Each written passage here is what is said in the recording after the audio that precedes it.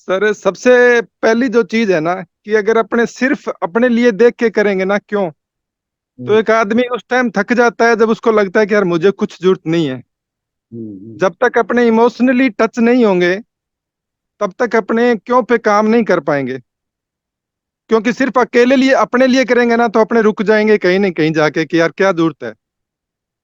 आज अगर अपने फैमिली में देखें तो सबसे पहले क्यों करें, उस बच्चे के लिए करें। क्योंकि एक जो बच्चा होता है ना सर, 5 साल से कम उम्र का बच्चा होता है, वो रोजाना जाके अपने स्कूल में अपने साथ के बच्चों के साथ लड़ता है कि मेरे पापा इस दुनिया में सबसे अच्छे पापा हैं।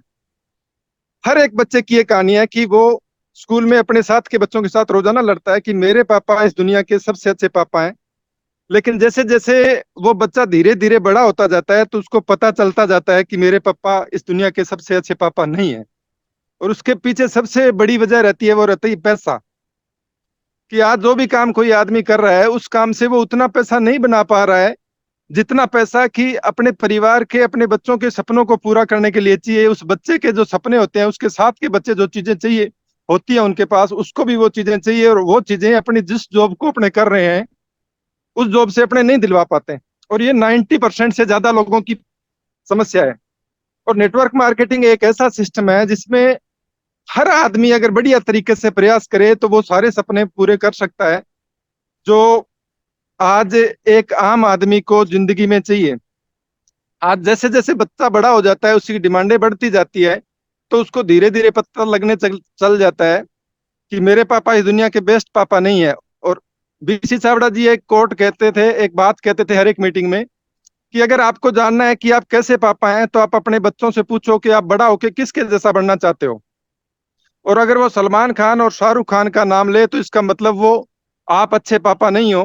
क्योंकि क्या वो गलत घर में पैदा हो गया जो दूसरे किसी आदमी का नाम ले रहा है। फर्क सिर्फ इतना है कि आप उतना नहीं कमा पा रहे हो जितना उसको लगता है कि ये होना चाहिए था, मेरे पापा में ये क्वालिटियां होनी चाहिए थी। और ये पहली चीज, बच्चा जब छोटा होता है ना, मान लीजिए अपने कहीं घूम रहे हैं और किसी घर में कोई बड़ा कुत्ता रहता है, और वो बड़ा बड़ा कुत्ता अपने घूम रहे हैं, बच्चा अपने साथ में 5 साल का बच्चा है, और कुत्ता खुल के अपनी तरफ दौड़ेगा ना, तो अपने अंदर से हिल जाएंगे, लेकिन बच्चा नहीं हिलेगा, वो लिपट जाएगा अपनी पैरों से। क्योंकि उसको विश्वास है कि मेरे पापा मुझे किसी भी हालत में कुछ नहीं होने देंगे, वो मुझे बचा लेंगे। लेकिन धीरे धीरे जैसे जैसे वो बड़ा होता है, वो विश्वास टूटता जाता है। और उस विश्वास को बचाने के लिए अपने कर सकते हैं इस बिजनेस को, नेटवर्क मार्केटिंग को, कि वो बस विश्वास बना रहे कि मेरे पापा इस दुनिया के सबसे बेस्ट पापा हैं। और अगर बच्चे के लिए भी नहीं करें तो उस पत्नी के लिए करें। एक 20 साल की लड़की है, इस विश्वास पे इस लड़के के साथ शादी करती है कि वो दुनिया की सारी खुशियां देगा। वो 16 सोमवार के व्रत रखती है कि हे भगवान मुझे ऐसा वर देना जो मुझे सारी खुशियां दे पाए। लेकिन हालत नीली छतरी वाले नाटक के भगवान दास जैसी हो जाती है सर। नीली छतरी वाले एक नाटक आता था जिसमें एक भगवान दास करेक्टर होता था, जो एक सिंपल छोटी सी जॉब करता था। उसके पड़ोस में एक गुप्ता जी रहते थे जो अच्छा कमाते थे। और जब भी वो ऑफिस से लौट के आता था ना, तो उसकी पत्नी हर रोजाना उसको एक सूचना देती थी कि गुप्ता जी ने आज अपनी पत्नी को ये चीज दिलवाई। और वो गुप्ता जी उसके लिए गले की हड्डी बन चुके थे कि रोजाना कोई न कोई नई चीज उसके घर में आती थी। और औरतों की क्या आदतें रहती हैं सर, कि कोई अगर पति किसी को लेके दे देना कुछ, तो अपने अड़ोस पड़ोस की सभी औरतों को इकट्ठा करके वो दिखाती है कि देख ये लाके दिया मेरे वाले ने। और वो आगे लगा देती है पड़ोसियों के घरों में। और माहौल इतना खराब हो जाता है कि पूछो मत। वो नीली छतरी वाले के भगवान दास की जैसी हालत हो जाती है कि ये भगवान, ये गुप्ता जी कहाँ से पैदा हो गए। और जब भी आज अगर अपने कोई आदमी है कि जिसके भी कोई बढ़िया इनकम नहीं है, और उसके पास कोई सोर्स भी नहीं है, तो नेटवर्क मार्केटिंग उसके लिए बहुत बढ़िया सोर्स हो सकता है। क्योंकि आज अगर अपन अपनी पत्नी को बाजार में लेके जाते हैं ना, और अपने को पता नहीं होता, उतने कलर बता देता है एक दुकानदार, सूट के इतने कलर और साड़ी के इतने कलर बता देता है कि ये मेजेंटा है, ये मैरून है, ये रानी कलर है। जो कलर जिंदगी में सुने नहीं होते ना, वो कलर वहां पे जाके पता चलते हैं कि ये सब भी कोई कलर होता है क्या। और जब वहां पे वो दुकानदार इतने सूटों के कलर बताता है, तो उसके बाद में हालत ये हो जाती है कि पत्नी को पसंद आया कि ये रानी कलर वाला मैं सूट लूंगी। और पता चला कि उसकी वैल्यू है 15,000। वो धीरे से देखती है, उससे पूछती है कितने का है, कि 15,000 का है। वो तिरछी नजर से अपनी पति की तरफ देखती है और सोचती है कि इतनी तो औकात नहीं है इसकी। वो पूछती है क्या करें, तो सामने से जवाब आता है कि भगवान ये छोड़, तू वो पीले कलर वाला ले, ततैया जैसी लगेगी। क्यों? क्योंकि उसकी वैल्यू है वो 700 रुपए है। और ये समस्या हर एक आदमी की है।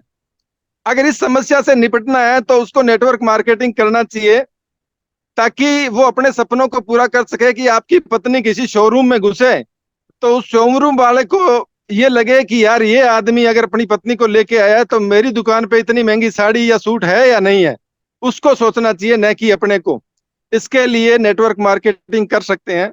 अगर पत्नी के लिए भी नहीं करें तो उस पिता के लिए करें जिसने, जिस दिन इस दुनिया में आप आए थे, जिस दिन आप इस दुनिया में आए थे, उसने अपने सपनों को छोड़ के आपने आपके सपनों के ऊपर जीना शुरू कर दिया था। एक पिता खुद घटिया कपड़ा पहन सकता है, लेकिन उसकी हमेशा यही इच्छा रहती है कि उसकी औलाद बढ़िया कपड़े पहने। हो सकता है कि वो गठे हुए जूते पहने, लेकिन अपने बच्चों के लिए वो बढ़िया जूते लाके देने की कोशिश करता है। वो पिता हर वो चीज करता है उसको पढ़ाने के लिए, उसको कामयाब करने के लिए, जो वो उसकी औकात से बाहर है। लेकिन अगर वो अपने 40 साल की उम्र होने के बावजूद भी अपने पिता से पैसे मांग के ले रहे हैं, अगर 40 साल उम्र के होने के बाद में भी अपने ये कह रहे हैं कि मुझे ये चीज चाहिए पापा, मुझे पैसे दीजिए, तो मेरे ख्याल से ये बेईमानी है उस व्यक्ति के साथ जिसने अपनी जिंदगी के सारी खुशियां आपके ऊपर न्यौछावर कर दी। हो सकता है कि आपको पढ़ाने के लिए वो खुद भूखा रहा हो सकता है कि उसने जी तोड़ मेहनत की हो सकता है कि उसने मजदूरी की हो सकता है कि उसने रिक्शा चलाया हो।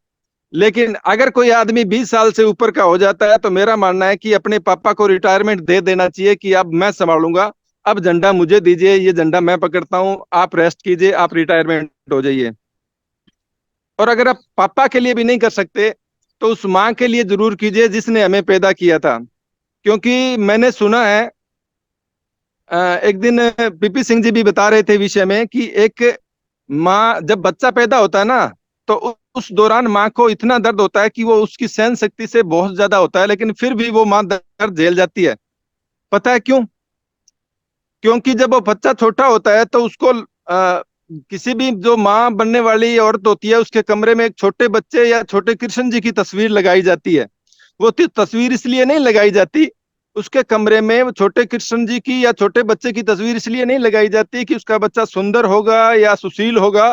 वो तस्वीर इसलिए लगाई जाती है कि 9 महीने के दौरान उस माँ को इतना दर्द होता है कि वो दर्द वो सह नहीं पाती, लेकिन जब भी उसको दर्द होता है वो बच्चा मूवमेंट लेता है उसके पेट में, उसके गर्भ में, तो वो उस तस्वीर की तरफ देखती है और सोचती है कि कभी ऐसा फूल सा लाल आएगा मेरी जिंदगी में, मेरी गोद में। बच्चा पेट में होता है और वो उसके सपने शादी तक के देख लेती है। वो सोचती है कि आज तो ये दर्द सह रही हूँ, कल को जब ये जिंदगी में आएगा ना, तो मैं इसको खिलाऊंगी, इसको पालने में झुलाऊंगी, ये नन्हे नन्हे कदमों से दौड़ते हुए आएगा, इसको मैं स्कूल के लिए भेजूंगी, टिफिन तैयार करूंगी, बहुत प्यारा लगेगा। जब ये वेन से आएगा ना, तो जब वेन से उतरेगा, उतरते ही दौड़ते हुए मेरे से लिपट जाएगा और मेरे कलेजे में ठंडक पड़ जाएगी। धीरे धीरे ये आगे बढ़ेगा, ये 12वीं करेगा, ये कॉलेज टॉप करेगा, उसके बाद में ये नौकरी लगेगा। आज तो ये दर्द मैं सह रही हूँ, लेकिन जिस दिन ये नौकरी लगेगा उस दिन मैं धूमधाम से इसकी शादी करूंगी और उसकी दुल्हन आएगी। आज ये दर्द मैं इसलिए सह रही हूँ कि उसकी दुल्हन जो आएगी ना, उससे मैं अपने पैर दबाऊंगी। बच्चा पेट में होता है और माँ शादी तक के सपने देख लेती है, इसलिए 9 महीने निकल पाते हैं। अगर किसी और के लिए नहीं तो उस माँ के लिए आप इस बिजनेस को जरूर करें जिसने आपको पैदा किया है। और जब माँ इतना दर्द झेली है तो हम भी अपनी माँ के पेट में 9 महीने रहे हैं, उसने भी हमारे लिए दर्द झेला है। उस दर्द के फर्ज को अदा करने के लिए इस बिजनेस को जरूर करें सर। इतना ही कहना चाहूंगा। Thank you. ग्रेट ग्रेट, शानदार शानदार।